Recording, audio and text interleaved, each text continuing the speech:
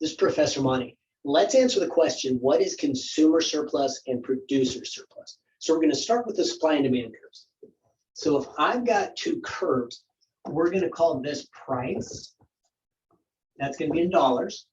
Down here we'll have quantity. That's a number of units. This is going to be my x-axis. Okay, so I'm going to have a supply and demand curve. Let's say supply looks like this. And supply, notice that's going to be controlled by the producer. And so let's call this equation, the supply equation, let's make it x plus 5. So S of x is the price that the producer is going to demand for X number of units. We've also got a demand curve. Let's call this demand. Now, obviously, demand is by the consumers. So this is from the consumer. And let's call this demand curve, D of X. We're going to have that be negative 2x plus 50. Okay, so there's my two curves. There's something right here called the equilibrium point. And so this will be the quantity at equilibrium. This will be the price at equilibrium. And say that our equilibrium price ends up being, and I've done this already, so we don't have to do it, 15 units, $20 a unit.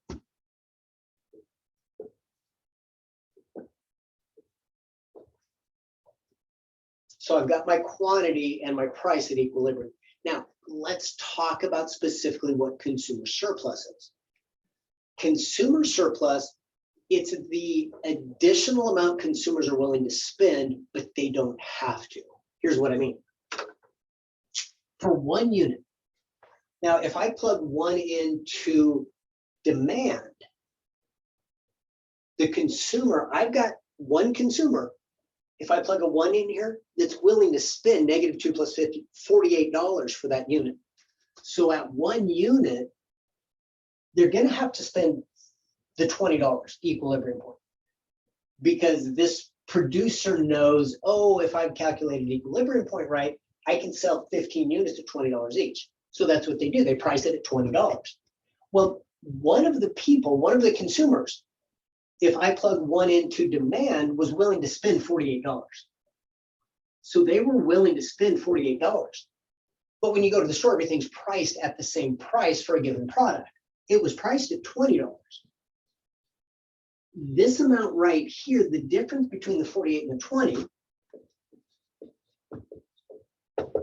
$28, that was that customer's consumer surplus. So they were willing to spend 48, only had to pay 20, so they saved $28. That's consumer surplus. And so where consumer surplus is, it's this whole area right in here. It's this little triangle. And so if we were to calculate consumer surplus, where it comes from,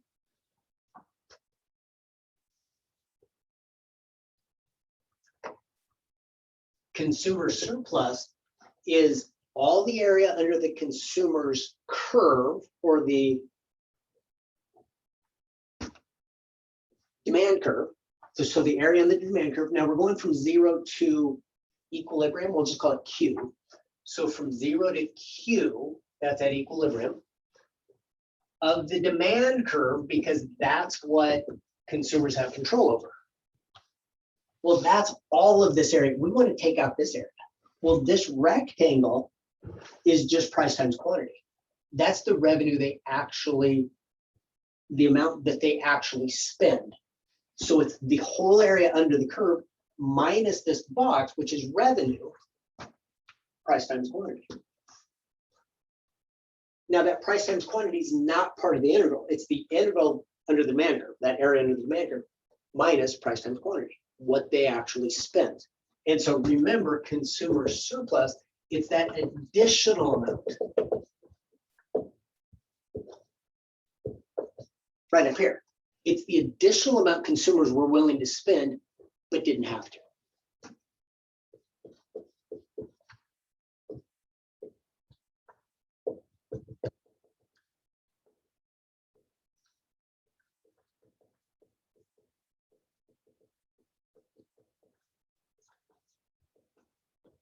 So that's my definition of what it is. Here's the formula and how to find it.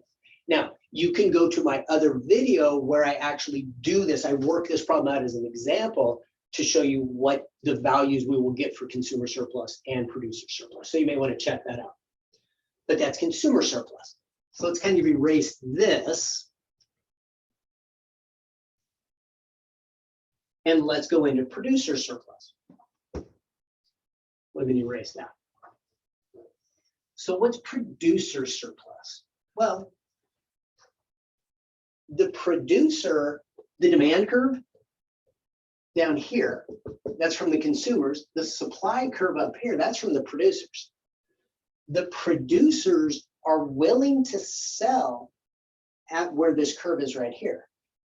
So they're willing to sell 1 unit. Remember, this was X plus 5. They were willing to sell 1 unit for 1 plus 5, $6. So they were willing to sell it for $6. But remember, it sold for 20. So this amount in here, the 20 minus 6, $14, that's producer surplus. So the producer sold this 1 unit for $14 more than they were willing to sell it for. They were willing to sell it for 6. Think about the eBay model. If I'm trying to sell something and I'm thinking, okay, I'm going to sell this, I'm willing to accept $6 or more. That's what I'm willing to accept for it. The highest bidder gets to win it, but they just have to beat the second highest bidder. Well, the highest bidder in this case was willing to spend all the way up here. They didn't have to because it sold for 20. So the producer's happy, the consumer's happy, and everybody's happy. It was a win-win situation in this case. But that's what's happening. This amount here is the extra amount for the producer. I call that extra profit because I figure along this curve, the producer is covering their costs, but they're getting a certain amount of profit. Otherwise, they wouldn't be in business. It wouldn't help them out. So this whole area here is producer surplus. Well, how do we get that area? Well, that area, and let's erase this and we'll define it. So producer surplus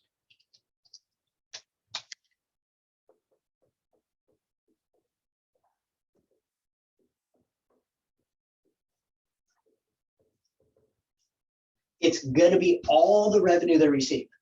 Well, the revenue they receive is price times quantity. So it's all the revenue minus what they were willing to accept, which was the area under the supply curve. Well, the area under the supply curve, again, it's 0 to the quantity at equilibrium of the supply curve with respect to X. So it's what they received minus what they were willing to receive. And I define this as additional profit for a producer.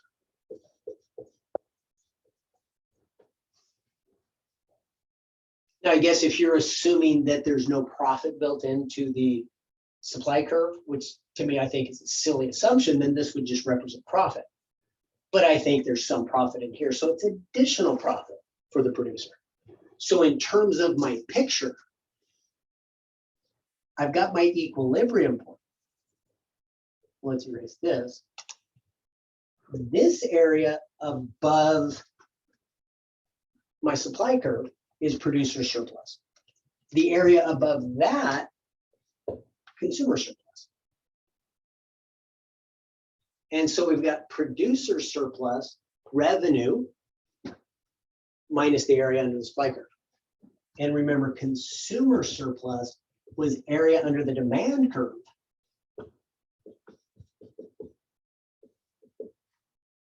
Minus what they did actually spend, price times quantity, the revenue. So those are my two formulas, and that's what they mean.